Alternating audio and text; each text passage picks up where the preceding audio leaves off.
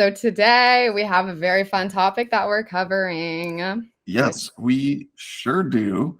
Today, Daniella, we are talking about the importance of lead quality conversations Mhm. and measuring your cost per lead versus cost per qualified lead. Because I think a lot of lead gen people and a lot of lead gen clients even, I think, don't take a lot of time having conversations about kind of your overall lead quality, and it's way easier to just kind of look in your Google Ads account and just be like, oh, I got these leads and these are how much they cost based on how much I spent over this period of time, and that's how much my leads cost. But in reality, there's gonna be depending on the market and depending on the business, there's gonna be situations where a percentage of those leads aren't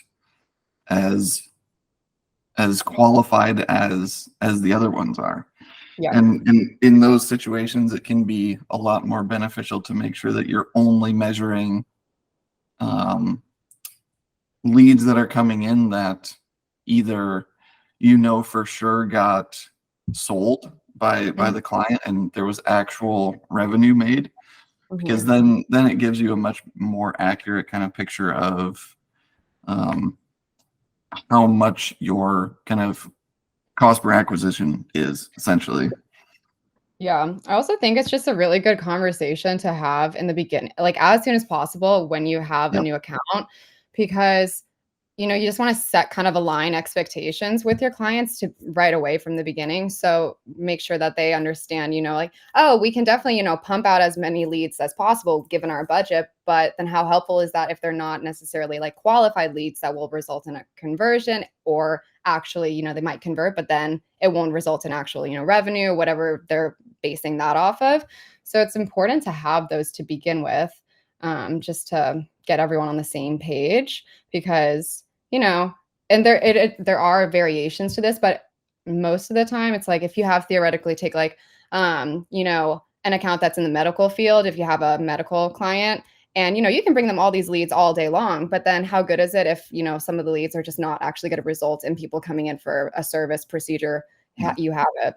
So it's important then sometimes to tell them, hey, it's potential that numbers might be low from like a conversion standpoint compared to what they might have expected, but then most of those are resulting in actual like attributable revenue, or the services that they actually went in to receive. So Yeah, and I completely agree. I think the earlier you're able to kind of have these kind of conversations with your client, the better it is long term, because you don't want to be in a situation where down the road you've been generating all these leads and then all of a sudden the client comes back and they're just like, well, all these leads have been kind of crap. yeah, we're like, I'm paying for this, and you're like, well, Yeah. okay, backtrack. So it's good to start out strong, Yeah. as And you. that's why I think it's really important to kind of get in the habit of getting yourself out of the ads account and into like the client CRM, and Yeah. not just looking at, okay, these are the leads that I got. So I got you leads, Mr. or Mrs. Client. Mhm. This is how much they cost. And Yeah. then 3 months later, the client's like, well, all these leads have been terrible and they haven't generated any sales. And then you're sitting there in the ads account like, well, We're like, we have leads. Like, there's leads. Like, exactly. why That can aren't they good? lead to like frustrations, just kind of bad vibes, things like that, which is just, you want to avoid that as much as possible. So just good to keep things nice and good from the get-go. Yeah. Um, but there are situations, though, I think you had mentioned that sometimes, it is obviously you always want to have qualified leads. That is ideal. But then there are other times that there might be exceptions to where you do want to have like quantity-ish over quality. So maybe we dive into that a little bit. Yeah. Kind of, Yeah. yeah. I think there are certain kind of situations, like you said, where, for example, if a client has a really, really dialed in sales team, you Mhm. can get away with more kind of volume based lead generation stuff, because and you can kind of really depend on that client sales team to be Yeah. able to kind of either pivot a lead into a service that's still relevant to what they were looking for, but might not necessarily be why they were brought in the first place. Yeah. And so in those situations, you can absolutely get away with kind of being more volume based for Mhm. leads, and the lead quality doesn't matter as much. Yeah, It still is always going to matter because you still want your leads to be as relevant to the service or the business as you can get them. for But sure. at the end of the day, like, you only have so much control over what kind of things people are interested in and how they're going about searching for those things. Yeah. So in like I said, in those situations where you can rely on the client's sales team, Mm. It's always you helpful. can get away with a more volume-based strategy, but you still need to know and have those conversations with the client, like, about their sales team and what that sales team is capable of doing. And Yeah. it takes a lot of kind of like extra conversations, and in terms of trying to ask the client, like, in these situations, like, do you feel like your sales team is able to kind of pivot and sell something else? If these leads are coming in for this service, are they able to still be sold potentially on another service? And Yeah. those kind of questions kind of can start getting raised after you see, let's say, for example, leads are coming in for um, certain keywords, and maybe you're using like kind of phrase match stuff, and they're coming in for search terms that are a little bit different than what your kind of base keyword is, but they still feel somewhat relevant. And Mhm. then seeing if you're seeing like a majority of those kind of type of conversions coming in or leads coming in, then you can use that kind of as a prompt to be like, hey, I've been seeing a lot of these leads coming in for these kind of search terms. I know they're somewhat relevant to this keyword in this service that you have, but I'm just curious kind of how they've been looking on your end Mhm. from your sales team's perspective. Are these people that they're able to still sell, or do we need to make some adjustments for these particular kind of keywords and stuff like that? So Yeah. it's again all about like seeing things in the account and asking intelligent questions to the client about what they're seeing on their end and how we can kind of collaborate with them to make sure that what we're bringing them is as relevant as it can be. Yeah, plus it also opens up, the conversation with your clients just about their sales team process. Sometimes we can offer, insights or any type of assistant there. So I think it's really good to open up that conversation if you're able to. Just first start off like, hey, how are y'all feeling about, like you said, these types of Yep. leads? Are they able to convert? But then also they can might maybe give you insight and like this is how we follow up with, these leads that come in. And then there might be some places there that we can always throw in some advice and things that we've seen in previous accounts that we worked with that, oh, you might want to try this, that we've seen that works better historically and other things. So it's always good to have those conversations because it opens up potential other tangents and just, for just overall bettering things for that account, which is always the goal. Not even just specifically with Google Ads, even though that's what we want to do. We also want to help them in any other capacity because we love our clients. We want to Hmm. help with Yeah, everything. and I'm gonna find an account here really fast because this just made me think of another kind of situation that I've run into Yeah. with one of my own clients where, um, and maybe you can help fill in any awkward pauses for me, Daniela, because I'm really bad at talking and finding things at the same time. But Multitask.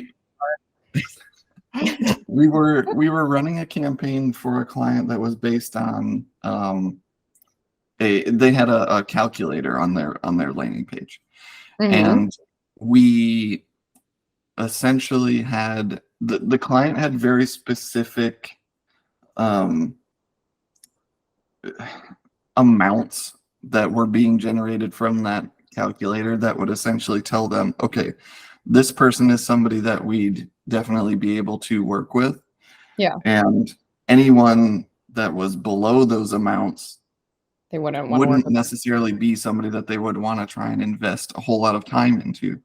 And Okay. so what we started doing was, let me pull my screen up really fast here. We love an example.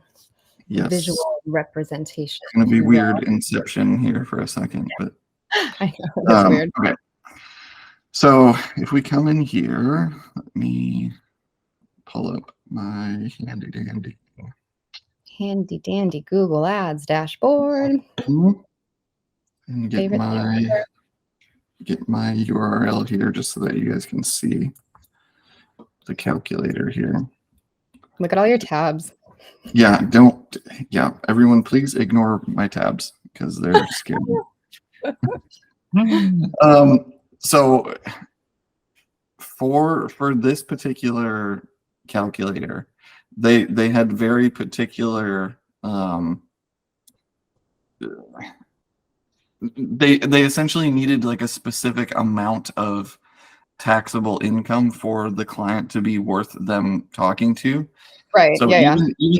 even though we were tracking every form submission or every calculator submission as a lead, we pivoted to kind of work with the client, collaborating on what exactly those taxable dollar amount thresholds were. Yeah. And once we kind of figured out what those were, we had the client help us kind of start building out a list that would populate in HubSpot for only those leads that were meeting those criteria, and then only those leads were the ones that were being pushed back into Google. So we were trying to make sure that the only leads that we were measuring from Google to kind of get a better idea of how much they would cost for people that fit that exact criteria would cost per lead. And so we had to do a little bit of kind of I guess custom kind of conversion stuff where we're only pushing certain qualified leads into Google Ads and not counting all of the ones that we were getting just from the regular form submissions from this campaign. Make a big difference from the sense of just optimizing and knowing. I mean, having that separation is really helpful. If people are able to do that with their CRM, ideally, and then pump the right things back into Google, ideal, always.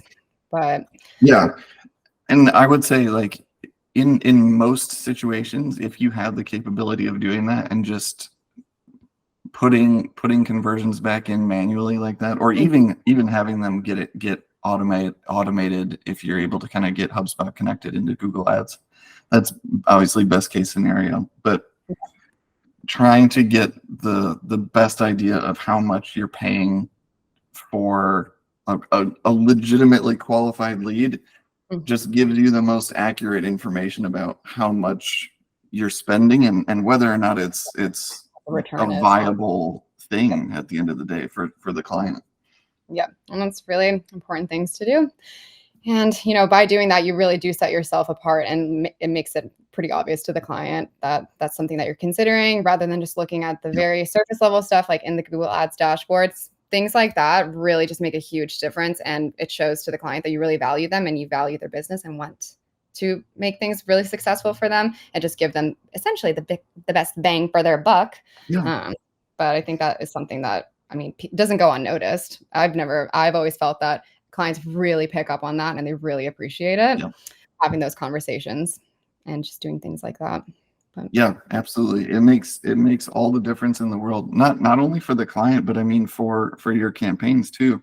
Like it's really, really important to make sure that the results that you're generating are exactly where they need to be. And if you're not having those conversations with your client about how lead quality looks and just kind of asking those nuanced questions about like, is this lead from this keyword or search term relevant to the exact service that you expect them to kind of come in for? those are invaluable to have, and just make it so that you're able to kind of optimize your campaigns as best as you can. Yeah, by not doing it, you're doing yourself a disservice and you're doing your client a disservice. So moral of the story is have these conversations, please. Yes. Yes. I'm going to Yeah. do it. Moral of the story is just talk to your clients, people. Yes, talk to them. Talk to them. They Just love it. have conversations with them. And honestly, don't be afraid to ask questions like about their sales team, about their follow-up process. Yeah. And you 100%. can always frame stuff in a way that's like, I'm curious how your sales team kind of goes about this, or what kind of follow-up options do you have in place just from email flows, because those can always make a big difference in how leads are able to get to be nurtured. Because I mean, I've had clients in the past that like have sales cycles that are months long, and so it's like you don't know where that lead is in their sales cycle until you start talking to them about it. And it's like you need to kind of have those continual conversations, especially with clients that have those long sales cycles, and just keep prodding them and just being like, this is a lead that I know we talked about a month ago and it looked really good. Just wanted to kind of see how things are going, and if there's specific reasons why that lead fell through from the sales cycle, maybe those are things that you can use to kind of help inform how you want to redo your forms even on the website. Maybe you add some different fields, some new qualifiers to kind of make sure that those specific scenarios don't happen repeatedly, and you're able to kind of make sure that your funnel doesn't have any holes in it. Yep, exactly. And also a good conversation to have with, I feel like, your clients is, if they're willing to give you access to their CRMs and where they kind of keep track of everything, that is ideal, because then, you're still having the conversations, but then you can also directly access things and keep an eye on it in your way. So you might not be waiting on them, since they have a ton of other stuff going on a lot of times. So if you can get CRM access, that is also phenomenal. So always try to do that. Yeah, I would say CRM access is almost necessary in a lot of these situations, because otherwise you're just stuck kind of having back and forth, and it takes up a lot of time. And it's not fun for anyone. No one enjoys back and forth, No. And I think a lot of the time for clients, like your point of contact or whomever you're talking to doesn't have all the time in the world to kind of like look at these leads and look at their form submissions and see where everything's at. And I mean, we're looking at all that stuff anyway. So we might as well be the ones that are in there helping them and trying to steer them as best as we can, at least. But it's always just a collaborative process. It is so many things in life, are collaborative processes. So this is another one. I was about to say processes, but I don't think that's a word. So processes. Yeah, processes. All right. Well, we're not going to go down this rabbit hole of processes versus processes. It's irrelevant, but still. Yeah, I think, the more that you're able to kind of start doing those kinds of things and having more intelligent conversations and figuring out what the best questions are to ask based on what you're seeing in the ads account, I think is, again, it's an invaluable skill that will get you a long way, especially with these lead gen type clients where lead quality is super, super important. Yep, 110%. And at the end of the day, it's something that potentially most likely will make everyone's lives a little bit easier. So it's always good to just do these things, because, life is hard enough. So why not make it a little bit more simplified if possible? Exactly. Okay. Well, thanks for chatting with me, Daniella. I think this was a good little topic for us. I know, my brain feels larger already. I know, mine does too. Yay! Great. Well, thanks again for talking to me, and of course, I'll see you later. Okie dokie, artichoke. Bye.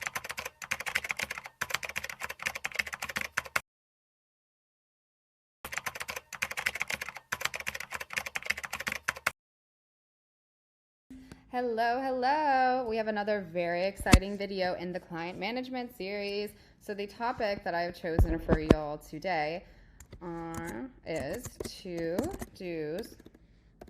do's on your first, if I could type, first call